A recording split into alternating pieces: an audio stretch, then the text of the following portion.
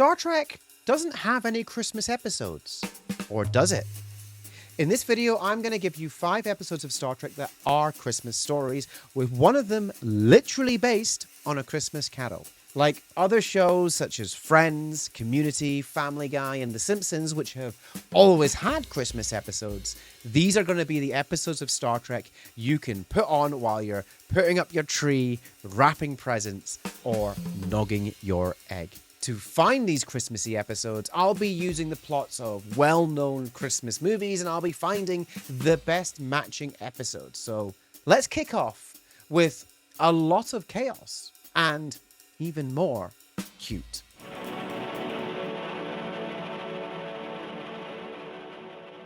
Now, surprisingly, this is not the least orthodox Christmas movie on this list, but nonetheless, Gremlins is all about gift-giving, family, and overcoming adversity. It's 100% a Christmas film. A man purchases a strange but cute furry gift from a mysterious shopkeeper with a few simple rules to follow. Don't expose it to bright light or water, and don't feed it after midnight. Of course, these rules are broken and mayhem ensues. Your Star Trek equivalent?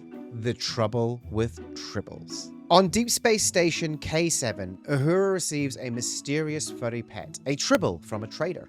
It feeds endlessly and produces at an alarming rate. And while they don't turn into gremlins, they still manage to cause mayhem on the station and the Enterprise. Bonus trivia, Robert Picardo, Voyager's EMH, actually appears in the Gremlins sequel. And it's probably best that the EMH never interacted with a tribble, because we all know what he did with a gremlin.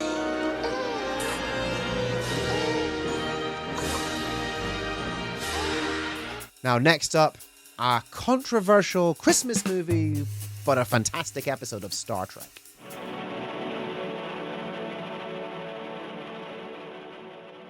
I'm gonna say it. Die Hard is a Christmas movie.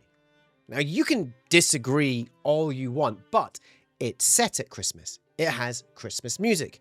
It's all about a man overcoming adversity to be with his family, and I have a machine gun, ho ho ho. And besides, what is Die Hard if not adult Home Alone? But this is not a video about whether or not Die Hard is a Christmas movie, because quite frankly it is. Welcome to the party, pal!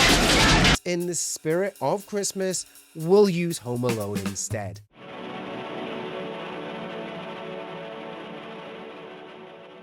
Kevin McAllister is left in his home alone, and it is targeted by burglars who are targeting what they believe to be empty houses. However, when they come to Kevin's, he defends it in the only way he knows how, with various deadly booby traps, which, let's be honest, probably should have killed Harry and Marv many times over. Kevin McAllister is a psychopath. Now, imagine this very same movie, but in space.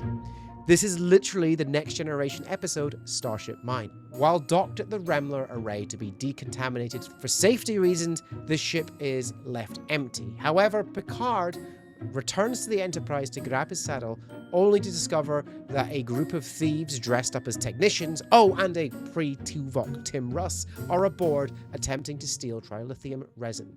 Using his wits and clever traps, Picard neutralizes all of the thieves before performing his own Hans Gruber-esque execution of the ringleader of the group.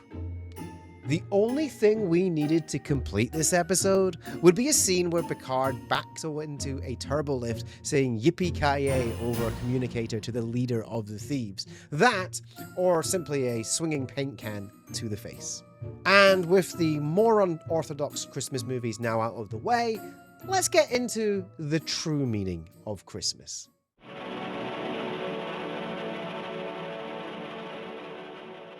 Family, gift-giving, and a brutal critique of capitalism. This is the true Christmas spirit. In Jingle All the Way, the Terminator is trying to find the perfect toy for Anakin Skywalker, a Turbo Man action figure.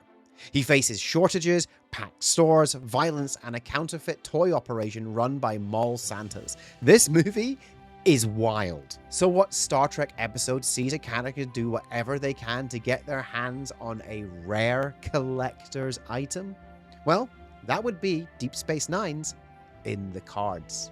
Jake Sisko learns that in 1951, Willie Mae's rookie card will be for sale at an auction and decides to buy it to cheer up his father. Unfortunately, it is acquired by someone else who offers the card in exchange for some very specific equipment. What follows is a series of increasingly ridiculous trades and odd jobs around the station, all of which escalates to Jake and Nog being kidnapped by Wei-Yun, who suspects that they're up to something deeply suspicious. In the end, they're released, the card is acquired, and it is revealed that Jake and Nog's trades have accidentally improved morale across the entire station. I mean, what more could you ask for? Hijinks, family, and one small act lifting the mood of everyone around them. This couldn't be more of a Christmas episode unless Santa Claus himself appeared from the wormhole and requested docking permission to Upper Pylon 3. What Christmas wouldn't be complete without a Hallmark moment? And believe it or not, Star Trek has you covered.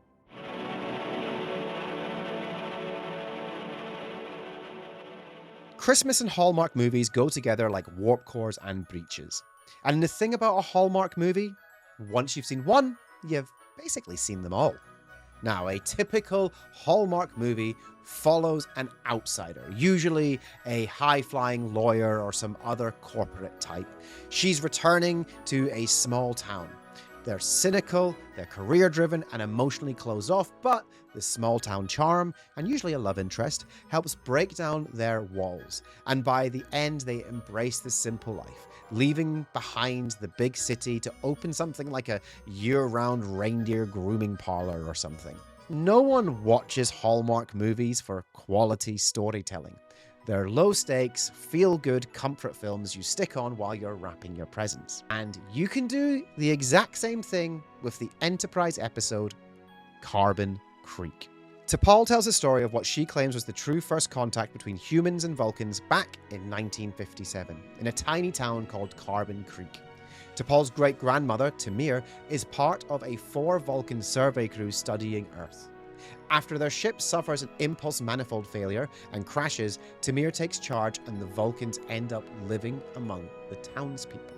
One Vulcan, Mestral, finds himself drawn to the humans, enjoying their sports, their music, and even I Love Lucy, in a nice nod to Star Trek's origins. In the end, he chooses to leave Vulcan behind and stay in Carbon Creek. This is Hallmark sci-fi, just without the Christmas decorations. And just like a Hallmark movie, no one watched Enterprise for the quality, though, to be fair, it did get better by season 4. Now don't worry, I have saved the best to last.